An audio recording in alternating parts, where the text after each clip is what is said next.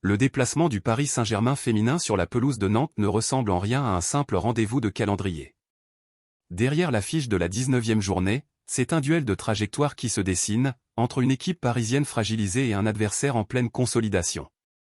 Le classement donne déjà une première lecture, Nantes avance avec stabilité, tandis que Paris cherche encore son équilibre.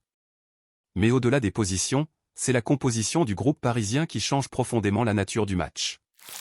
Avec cette absente, le PSG ne se présente pas dans des conditions optimales, ce qui pose immédiatement la question de la compétitivité réelle sur 90 minutes. Ce type de contexte transforme souvent un match serré en test de caractère. Dans ce genre de scénario, les automatismes deviennent essentiels, et c'est précisément ce qui risque de manquer au PSG. Une équipe amputée de plusieurs joueuses clés perd non seulement en qualité individuelle, mais aussi en cohérence collective. Nantes, de son côté, pourrait exploiter cette fragilité structurelle. Ainsi, ce match dépasse largement l'enjeu des 3 points. Il devient un révélateur, celui de la profondeur d'effectif parisienne, mais aussi de sa capacité à résister sous pression dans une phase décisive de la saison. L'absence de plusieurs joueuses importantes ne doit pas être analysée uniquement comme un problème ponctuel. Elle met en lumière une question plus large, celle de la gestion de l'effectif sur la durée. Dans une saison dense, les équipes qui résistent sont celles capables d'absorber les coups durs sans perdre leur identité. Pour le PSG, cette situation agit comme un miroir. Elle expose les limites d'un groupe qui, malgré son talent, semble encore dépendant de certaines individualités pour maintenir son niveau de performance. Sans ces repères, le collectif doit se réinventer en urgence. Face à cela, Nantes arrive avec une dynamique opposée. Une équipe qui s'installe dans le haut du classement ne le doit jamais au hasard, mais à une continuité dans les performances et les choix.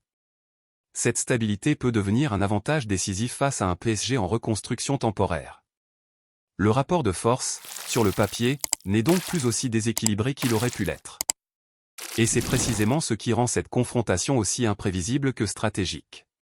Ce type de rencontre révèle souvent les vraies ambitions d'une équipe. Pour Paris, l'objectif n'est plus seulement de gagner, mais de prouver qu'il existe une structure capable de survivre à l'absence de cadre. C'est un test de maturité sportive et mentale. Dans ces contextes, les rôles changent. Des joueuses habituellement secondaires doivent assumer davantage de responsabilités, tandis que les leaders restants doivent porter le collectif.